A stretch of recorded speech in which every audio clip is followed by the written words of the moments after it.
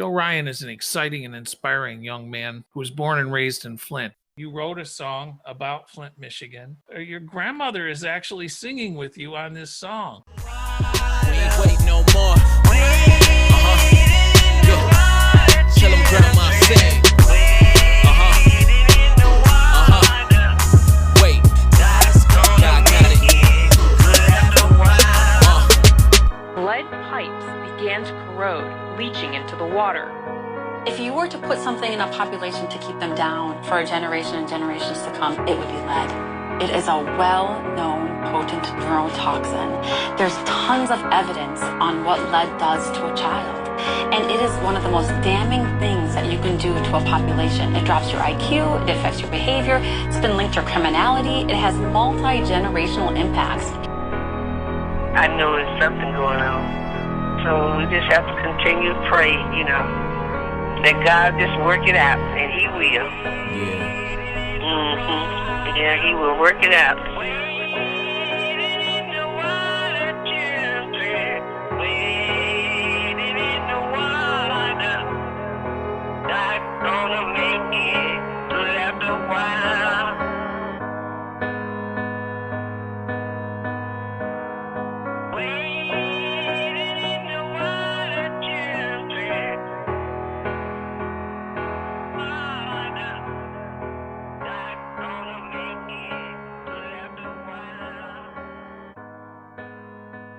My grandmother, this was a time for us to kind of reunite. That was a great moment for me to get back to our on the drum, she was on the piano, so this was an opportunity to kind of do that in this timing, this era. I was still in Hollywood when I did it, so I actually called her. When you see that in the actual music video, that's real. There's nothing fake or produced about that. She sang the song over the phone. When I started making music with my grandma in the church, I never ever thought I'd see my city in a hearse. It's my city, so it hurts when the place that I was birthed can't get clean water cause they living in the dirt. And even worse, they knew about it. So why they acting brand new about it? Tell me what we gon' do about it. Lord help us, what we gon' do about it? Cause it's homicide, genocide, the shoe fits, so pick a side. Any side's not them, no, they rather run it high, telling televised lies, painting pictures to the public like they trying to save lives. No, I ain't buying that, you're well bombing at. Either we get justice or we get the straps, cause we under attack. Look how they killing blacks. Put your fist up, let's get the power back. What inspired your song was the Flint Water Crisis.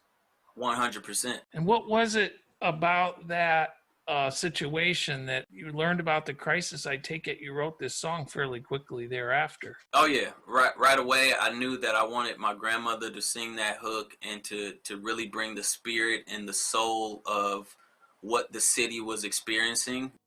That's real. There's nothing fake or produced about that. She sang the song over the phone. We ain't wait no more. Tell them grandma sing. God gon' make it all good. We ain't wait no more. Tell them grandma sing. God gon' make it all good.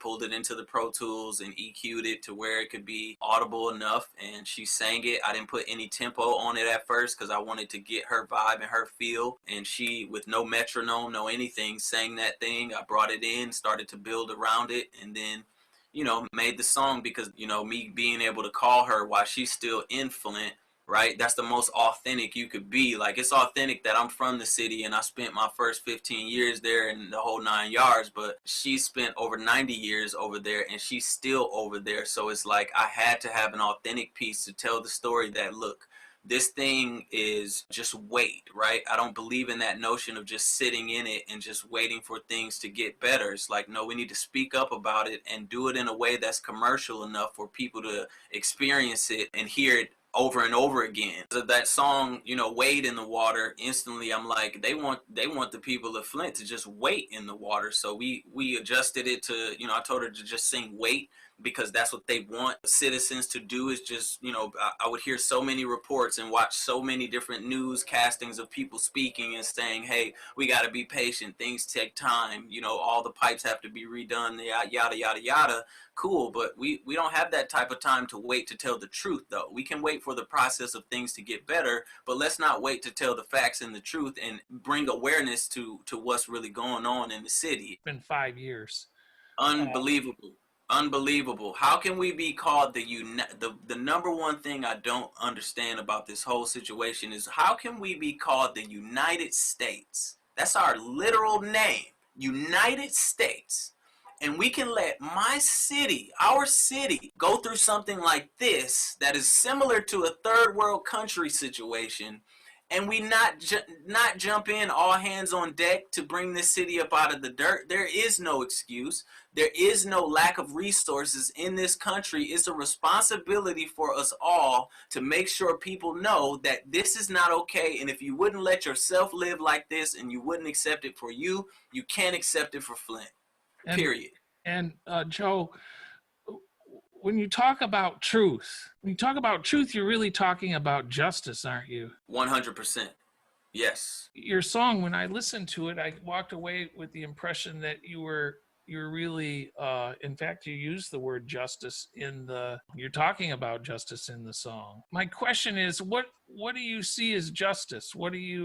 When you wrote the song, what were you thinking? Honestly, the emotions that made me write the song, if I can be candid, were guilt and anger. Made me start to write the song. I felt guilty that I wasn't in the city, and I had a moment where I was wrestling with myself of like just looking at myself in a different light, where I felt like, oh well, I should have been there, or like, why did I get out? Or why do you go through that when you really have a love and a passion for a place? Right. Then the anger of like, wait a minute, even though I'm not there, I'm connected. I'm from there. I have family members that are there. I've been there. That shaped me. So the just side of it, we cannot just allow things to be fixed on at a pace, and then having those who created this situation be held accountable, and then not just held accountable, but held accountable for the rights that should be respected of the people that had to endure this. Now you make reference in the song to genocide. You make reference in there also to the governor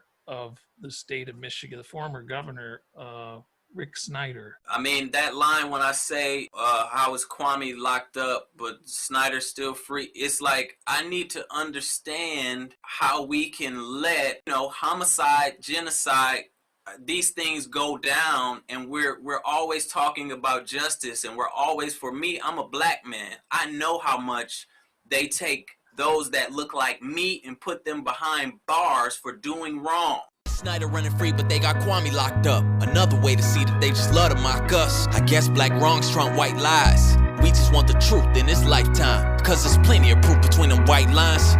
Them emails all spell crime, but you telling us to give it time?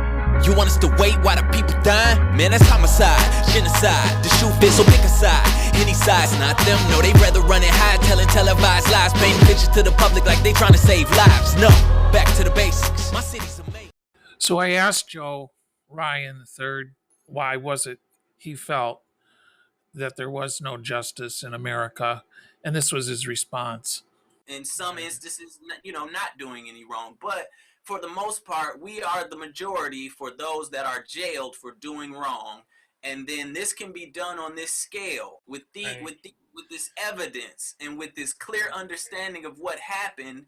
And then everyone's quiet about the usual precautions and procedures that are taken to put my same people behind bars for doing wrong. We have to be even across the board. After talking about the lack of justice, you said, quote, show love while you show hate. This is a magnificent thought. Where does that come from, and why'd you put it in this song? And that was a line in this. Where it really comes from is the fact that God is love, right? Like the solution to the problem, has to be love, because otherwise, if it's anything outside of love, then God's not at the center of it. So we have to find a way through the anger and frustration to find that plateau of like, okay, so what is the solution towards permanent progress?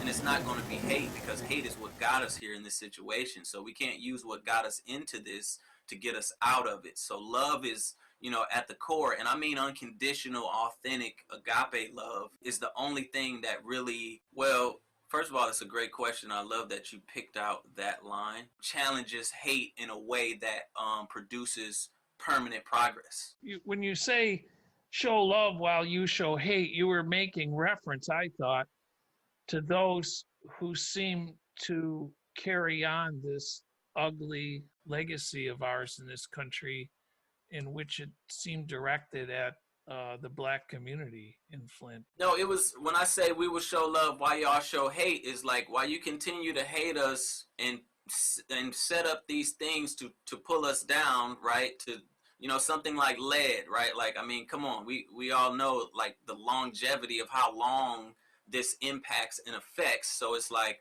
while you guys show us the hate, we're still going to show love. The Obamas are great at, being coining that phrase. We're going to go high. When they go low, we'll go high. That's what that sentiment means, is that no matter what, we still have to keep showing love to get through this. Like, I still have to be able to sit down with someone who was maybe even involved in the planning for this situation and still be able to get to a point of conversation with them and show them love, so that they can understand why I'm desperately requesting love for my city, based on what I'm showing you. But if I come to you with hate and hate and hate is boxing each other, it's just a bunch of hate. We appreciate the time you spent here with us, discussing not just your own philosophy of life, but your life itself. And you're the epitome of what Flint, Michigan can produce. I really appreciate that. Thank you for having me and creating a platform for voices to be heard, especially voices that come from, this beautiful state of Michigan, born and raised. Thank you for, allowing us to continue to help, shed light on life through music. So we appreciate you very much. The vehicle city, so you could never replace us. We will show love while y'all show hate, and we will keep marching, but we will not wait.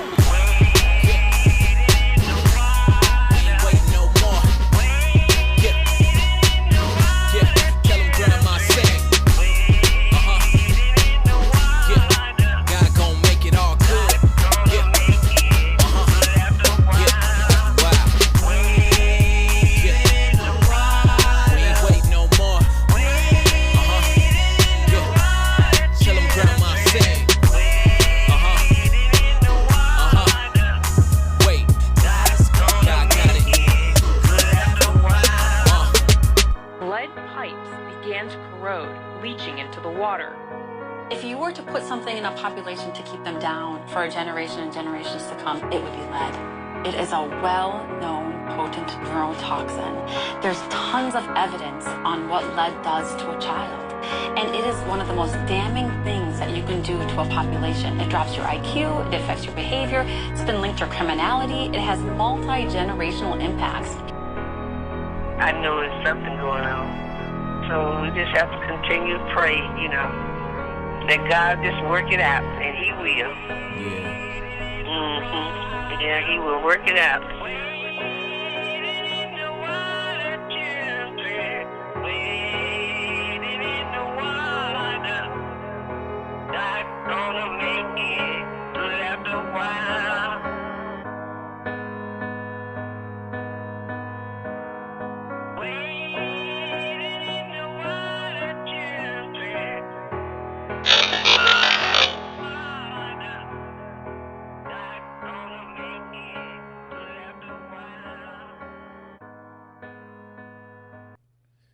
Thank you for joining us on Radio Free Flint. We appreciate the time you spent to listen to Joe Ryan III and Flint, Michigan's story about poisoned water. Just an update on the Flint water case. There has been a settlement reached. Although not everybody has been able to collect on the settlement, there are lawsuits still pending. Governor Rick Snyder has now claimed that he's going to assert his Fifth Amendment privilege not to testify in the civil cases because his testimony might incriminate himself in criminal wrongdoing. As a lawyer for 40 years, I've never seen a case in Michigan, in Genesee County, in which criminal defendants, who in this case Mr. Snyder, who is a multimillionaire, is able to milk the state of Michigan for defense funds. What Joe Ryan says has more than a kernel of truth. We have an unequal justice system that provides virtually squat for those who are accused, blacks who are accused of crimes. And Mr. Snyder, of course, he gets a full paid lawyer, even though he's a multimillionaire, to defend him in all these cases. With that said, let's say our prayers for those who are affected by that forever chemical lead. And those children will be affected for the rest of their lives. This is Radio Free Flint. I appreciate the fact that you took time to listen to this podcast. Thank you.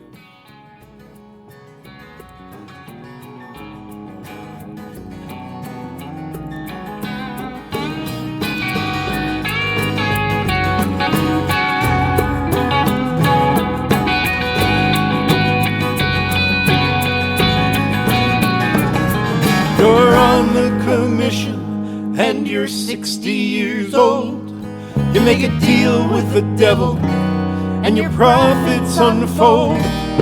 But 20 years down the line and that little girl is in the prime of her life and her blood cells grow wild. Take the children and run. Take the children and run. I saw people lined up in the morning haze to find enough water to get through a day. It's the lasting legacy of greed and neglect, and we know the truth, and we won't forget.